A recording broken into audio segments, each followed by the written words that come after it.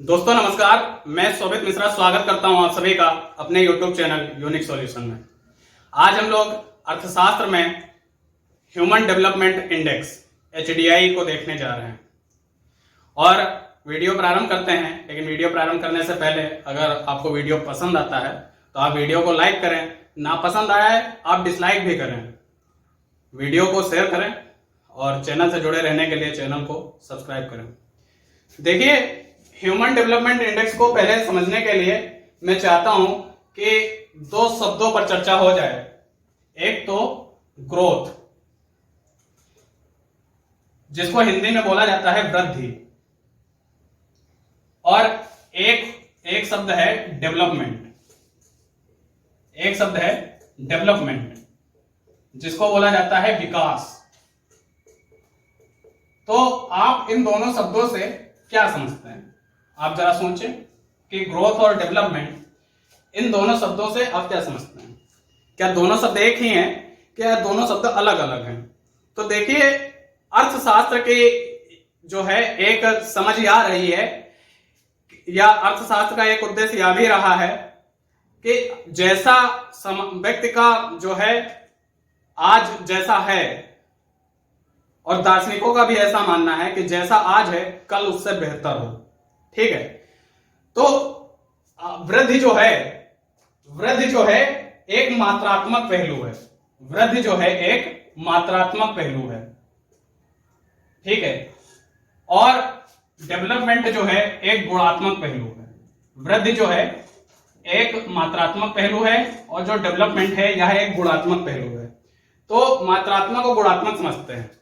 देखिए, अगर आपसे कहा जाए कि अगर आपकी इस साल इनकम 100 रुपए है, इस साल की इनकम 100 रुपए है और अगले साल आपकी इनकम 105 रुपए हो गई। इस साल आपकी इनकम 100 रुपए है और अगले साल आपकी इनकम 105 रुपए हो गई, तो अर्थशास्त्र के टर्म में कहा जाएगा कि आपकी इनकम 5% जो है बढ़ गई। आपकी इनकम 5% बढ़ गई। आपकी इनकम 5% बढ़ गई। लेकिन यह सोचना कि जो 5 रुपए इनकम आपकी बढ़ी है, क्या आपने उस इनकम को बचाया या अपने विकास पर भी खर्च किया, अपने डेवलपमेंट पर भी खर्च किया? अब देखिए, विकास जो है, डेवलपमेंट जो है, यह गुणात्मक पहलू किस प्रकार है। देखिए, विकास में, डेवलपमेंट में कई तथ्यों को शामिल किया जाता है कि जैसे अब हम लोग अर्थशास्त्र का अध्ययन कर रहे हैं, तो अब जो रुपया कमाया गया, 5 रुपए की जो वृद्धि हुई, क्या उस रुपए को शिक्षा पर व्यय किया गया? शिक्षा पर व्यय किया गया? क्या उस रुपए को स्वास्थ्य पर व्यय किया गया? क्या उस रुपए को जीवन स्तर अच्छा करने पर व्यय किया गया? क्या उस रुपए को खान पान और अन्य सुविधाएं, आवश्यक दैनिक आवश्यकताओं पर व्यय किया गया, जो कि अच्छे जीवन स्तर के लिए आवश्यक है? आवश्यक जीवनभूत सुविधाएं, इन पर व्यय किया गया। ठीक है, तो अगर अब यह तो मैंने एक व्यक्ति की बात कर ली, कि अगर उसने 100 रुपए, पिछले साल उसकी इनकम थी 105 हो गई, 5% की जो उसकी वृद्धि हुई, क्या उसने वृद्धि हुई इनकम को शिक्षा पर व्यय किया, स्वास्थ्य पर व्यय किया, जीवन स्तर या आवश्यक जीवनभूत सुविधाओं पर व्यय किया? तो बोला जाएगा कि जो उसकी वृद्धि है यह मात्रात्मक के साथ साथ गुणात्मक भी है। लेकिन जो उसने रुपया, उसकी इनकम बढ़ी, अगर उसने इन पहलुओं पर व्यय नहीं खर्च किया, इन पे अपना रुपया नहीं बढ़ाया, जबकि उसकी इनकम बढ़ चुकी है, और तब यह कहा जाएगा कि उसने केवल मात्रात्मक विकास किया है, उसने गुणात्मक विकास नहीं किया है। तो दरअसल अर्थशास्त्रियों के मन में 1950 के दशक तक यह ग्रोथ, डेवलपमेंट और साथ में एक शब्द आप बोलें प्रोग्रेस, जिसको आप कह सकते हैं प्रगति। अर्थशास्त्री शुरुआत के दशकों में यह तीनों टर्म जो हैं एक ही मानते थे, लेकिन 1960-1970 के दशकों में अर्थशास्त्रियों के मन में जब उन्होंने देखा, अर्थशास्त्रियों के साथ साथ में जो हमारी संस्थाएं विश्व स्तर की बन चुकी थी, जिनको आप जानते हैं कि IMF, वर्ल्ड बैंक और यूनाइटेड नेशन, संस्थाओं ने देखा कि अलग अलग देशों में कौन कौन सी संस्थाएं, IMF, वर्ल्ड बैंक और यूनाइटेड नेशन, इन संस्थाओं ने जब देखा कि अलग अलग देशों में जो वृद्धि है और जो वहां का विकास है, यह दोनों अलग अलग हैं। हो सकता है किसी देश की वृद्धि बहुत ज्यादा हो रही हो लेकिन वहां पर विकास उतना अच्छा ना हो रहा हो, और हो सकता है किसी देश की वृद्धि कम हो रही हो लेकिन उसका विकास बहुत अच्छा हो। देखिए, इन दोनों को समझने की कोशिश कीजिए। हो सकता है कोई व्यक्ति 100 रुपए कमा रहा हो और वह जो है उस 100 रुपए को पूरी तरीके से अपने विकास पर खर्च कर रहा हो, ठीक है। लेकिन अगर कोई व्यक्ति 200 रुपए कमा रहा हो लेकिन वह अपने विकास पर ना खर्च करके उनको अन्य आवश्यकताओं में खर्च कर देता हो, ऐसे किसी आवश्यकता पर खर्च नहीं करता जहां पर उसका डेवलपमेंट हो रहा है, तो उसको बोला जाएगा कि उसने वृद्धि तो की लेकिन विकास नहीं किया, ठीक है। तो 1960-1970 के दशक में अर्थशास्त्रियों के मन में और साथ में IMF, वर्ल्ड बैंक और यूनाइटेड नेशन जो संस्थाएं थी, यह भी सोचने लगी कि किस प्रकार वृद्धि को तो वो नाप लेते थे लेकिन विकास को किस प्रकार नापा जाए। तो इसी संकल्पना को लेकर के जो है ह्यूमन डेवलपमेंट इंडेक्स, इसका जन्म हुआ। तो चलिए समझते हैं ह्यूमन डेवलपमेंट इंडेक्स यह क्या है। ह्यूमन डेवलपमेंट इंडेक्स जो कि हमारा आज का टॉपिक भी है, human development index, human development index. इस इंडेक्स को HDI ह्यूमन डेवलपमेंट इंडेक्स कहते हैं और यह जो इंडेक्स है यह UNDP United Nation development programme के द्वारा यह इंडेक्स जारी की जाती है। नाम इसका समझ लीजिएगा, यूनाइटेड नेशन डेवलपमेंट प्रोग्राम, इसके द्वारा यह इंडेक्स जारी की जाती है, ह्यूमन डेवलपमेंट इंडेक्स। तो 1970 के दशक की शुरुआत में ही पाकिस्तान के अर्थशास्त्री थे महबूब उल हक। पाकिस्तान के अर्थशास्त्री महबूब उल हक, इनके दिशा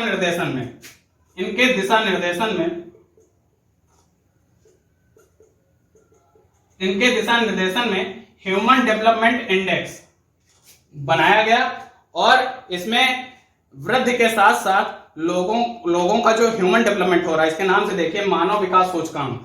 तो मानव विकास, तभी मैंने डेवलपमेंट की बात पहले ही की, तो किस प्रकार मानव विकास सूचकांक, मानव विकास किस प्रकार इन्होंने नापने के प्रयास किए और उसको अंतरराष्ट्रीय स्तर पर मान्यता मिली, तो आप इसको समझें।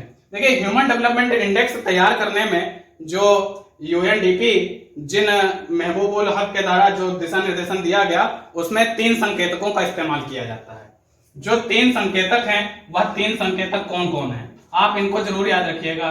जो 3 संकेतक हैं, ठीक है, यह 3 संकेतक हैं। नंबर 1 पर शिक्षा, ठीक है, नंबर 2 पर स्वास्थ्य और नंबर 3 पर जीवन स्तर। शिक्षा, स्वास्थ्य और जीवन स्तर, इन 3 संकेतकों का इस्तेमाल किया जाता है ह्यूमन डेवलपमेंट इंडेक्स को बनाने में, ठीक है। और शिक्षा में भी किस स्तर का प्रयोग किया जाता है, शिक्षा। तो शिक्षा में 2 औसतों का दो संकेतक प्रयोग में लाए जाते हैं। शिक्षा में ह्यूमन डेवलपमेंट इंडेक्स को बनाने में 2 संकेतक प्रयोग में लाए जाते हैं। नंबर 1 पर पढ़ाई के औसतन साल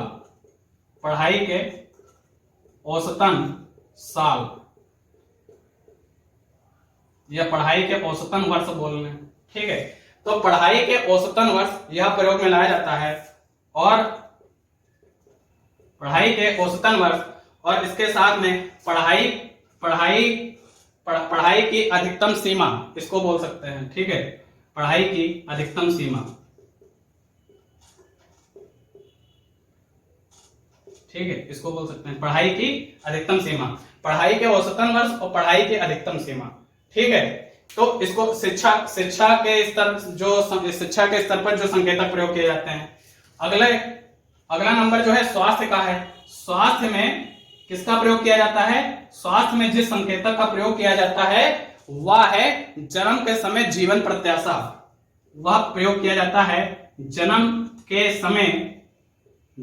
समय जीवन प्रत्याशा, जन्म के समय जीवन प्रत्याशा इसका प्रयोग किया जाता है। और अंतिम जो है जीवन स्तर, जीवन स्तर में किसका प्रयोग किया जाता है? जीवन स्तर को बनाने में जीएनआई, जीएनआई का मतलब होता है gross national income, gross national income, gross national income इसका प्रयोग किया जाता है। और यह जो ग्रॉस नेशनल इनकम है इसको प्रति व्यक्ति अमेरिकी डॉलर में व्यक्त किया जाता है, प्रति व्यक्ति अमेरिकी डॉलर, प्रति व्यक्ति अमेरिकी डॉलर, अमेरिकी डॉलर इसमें व्यक्त किया जाता है। और पीपीपी तो परचेसिंग पावर पारिटी, क्रय शक्ति तुल्यता के आधार पर जीएनआई ग्रॉस नेशनल इनकम प्रति व्यक्ति अमेरिकी डॉलर का उपयोग करके जीवन स्तर के संकेतक बनाया जाता है। स्वास्थ्य, जन्म के समय जीवन प्रत्याशा इस संकेतक का प्रयोग किया जाता है। और शिक्षा, पढ़ाई के औसतन वर्ष और पढ़ाई की अधिकतम सीमा, इन संकेतकों का प्रयोग किया जाता है। तो इस तरीके से ह्यूमन डेवलपमेंट इंडेक्स को बनाने में शिक्षा, स्वास्थ्य और जीवन स्तर इन 3 संकेतकों का प्रयोग किया जाता है। अब इसके साथ में आप यह समझें कि जो ह्यूमन डेवलपमेंट इंडेक्स बनाई जाती है उसकी न्यूनतम सीमा जो है, उसकी जो न्यूनतम सीमा है वह न्यूनतम सीमा जो है वह 0 है। उसकी न्यूनतम सीमा क्या है? 0 है। और जो अधिकतम सीमा है वह 1 है। जो न्यूनतम सीमा है वह 0 है और जो अधिकतम सीमा है वह 1 है। और न्यूनतम सीमा और अधिकतम सीमा इन दोनों को संयुक्त रूप से गोल पोस्ट बोला जाता है। न्यूनतम सीमा और अधिकतम सीमा इन दोनों को संयुक्त रूप से गोल पोस्ट बोला जाता है। और शिक्षा, स्वास्थ्य और जीवन स्तर इन तीनों को मिला करके जो आता है उनका ऑन एन एवरेज लिया जाता है और उससे सभी देशों की रैंकिंग तैयार की जाती है और विश्व के अलग अलग देशों को उन संकेतकों के अंतर्गत नापा जाता है और उनकी रैंकिंग दी जाती है। तो इनको तो हम लोग गोल पोस्ट कहते हैं। अच्छा, जो जिस देश की रैंकिंग किस प्रकार निर्धारित की जाती है और किसको कहा जाता है? उच्च मानव विकास वाले देश। देखिए, उच्च मानव विकास वाले देश किनको कहा जाएगा? उच्च मानव विकास वाले देश। उच्च मानव, 3 प्रकार के यहां पर देश संभव हो सकते हैं। उच्च मानव विकास वाले देश।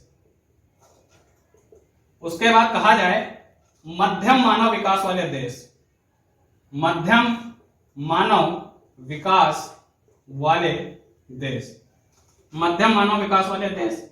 और तीसरा कहा जाए निम्न मानव विकास वाले देश, निम्न मानव विकास, निम्न मानव विकास वाले देश। तो किस प्रकार तीनों देश आते हैं इस रेंज में, चलिए देखते हैं। देखिए, जो उच्च मानव विकास वाले देश होते हैं जब उनकी रैंकिंग तैयार की जाती है उनका स्कोर होता है वह 0.8 से 1 के बीच होता है। जो उच्च मानव विकास वाले देश होते हैं उनका जो स्कोर होता है वह 0.8 से 1 के बीच होता है।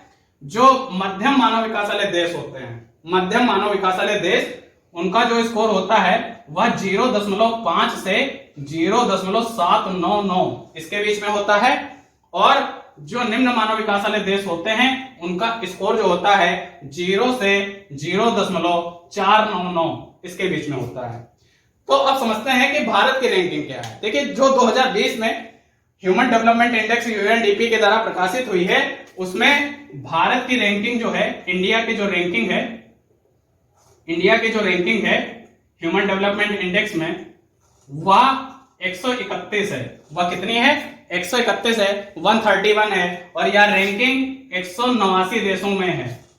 मतलब कि इस इंडेक्स को बनाते समय 189 देशों का अध्ययन किया गया और उसमें भारत की रैंकिंग 131 है। तो भारत का स्कोर क्या है? भारत का स्कोर जो रहा है वह स्कोर जो भारत का रहा है वह भारत का स्कोर 0.645 रहा है। भारत का स्कोर कितना रहा है? 0.645 रहा है। तो अगर हम इसमें देखें भारत किस सीक्वेंस में आता है तो भारत जो है यह मध्यम मानव विकास वाले देशों में आता है। भारत मध्यम मानव विकास वाले देशों के अंतर्गत आता है। इंडिया इस कैटेगरी में आता है। अब बात कर लें कि नंबर 1 पर कौन है। नंबर 1 और इंडिया की रैंकिंग याद रखना जरूरी है। नंबर 1 पर, जो नंबर 1 पर इस रैंकिंग में है आप याद रखिए वह नॉर्वे है। और जो ह्यूमन डेवलपमेंट इंडेक्स हर साल बनाई जाती है उसमें लगभग या फिक्स ये होता है कि उसमें नंबर 1 पर नॉर्वे होगा। नॉर्वे इस साल भी नंबर 1 पर था। और इस तरीके से आप जान पाए कि ह्यूमन डेवलपमेंट इंडेक्स क्या है, इसको पीछे बनाने के पीछे कौन कौन से संकेतक और तथ्य शामिल होते हैं, इसका क्या इतिहास है, इसको बनाने में क्या आवश्यकता थी। उम्मीद है आपको वीडियो पसंद आया होगा। वीडियो को लाइक शेयर करें और मित्रों को शेयर करें। साथ में चैनल से जुड़े रहने के लिए चैनल को सब्सक्राइब करें। धन्यवाद।